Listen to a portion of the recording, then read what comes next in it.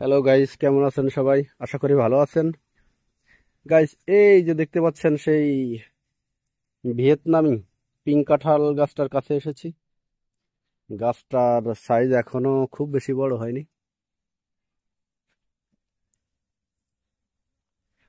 মোটামুটি 7 ফিট থেকে 8 ফিট।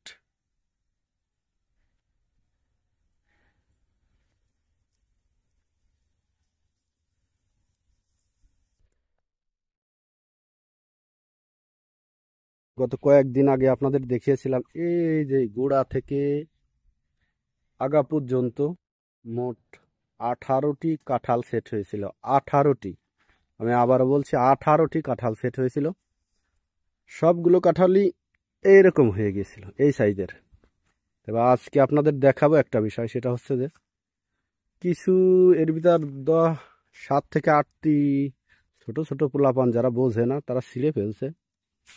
আর বাকিগুলা এই যে দেখতে পাচ্ছেন, এই যে বুটায় বুটায় পচন ধরছে। এই যে দেখুন, আমি কোনো সার ওষুধ দেইনি। আমি জানি না কোন ধরনের সার ওষুধ দিলে এই পচন রোধ হবে।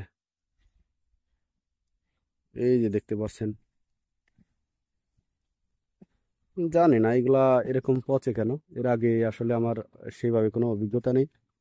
এই যে এই বুটার থেকেও দেখতে পাচ্ছি এই যে এইগুলাতে কাঁঠাল ছিল। এই একটা বুটা, এই একটা বুটা, এখানে কাঁঠাল ছিল।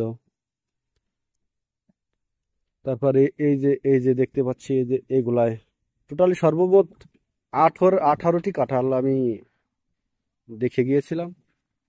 এই যে দেখতে পাচ্ছেন, দেখাচ্ছি আপনাদের। এই যে দেখুন, এই যে এই বুটাগুলো সর্বোচ্চই কাঁঠাল ছিল।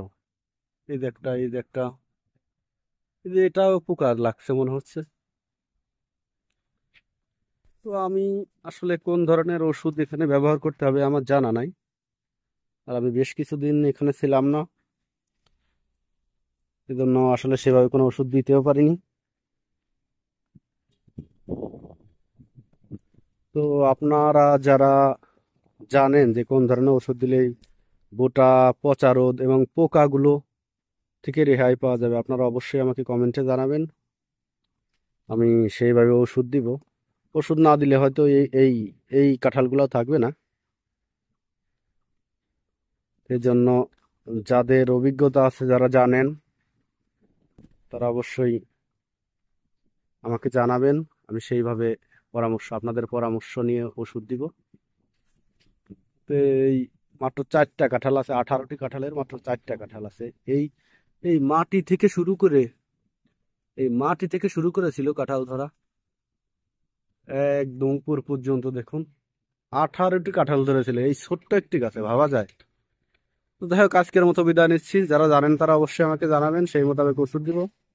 আজকের মতো এ পর্যন্তই।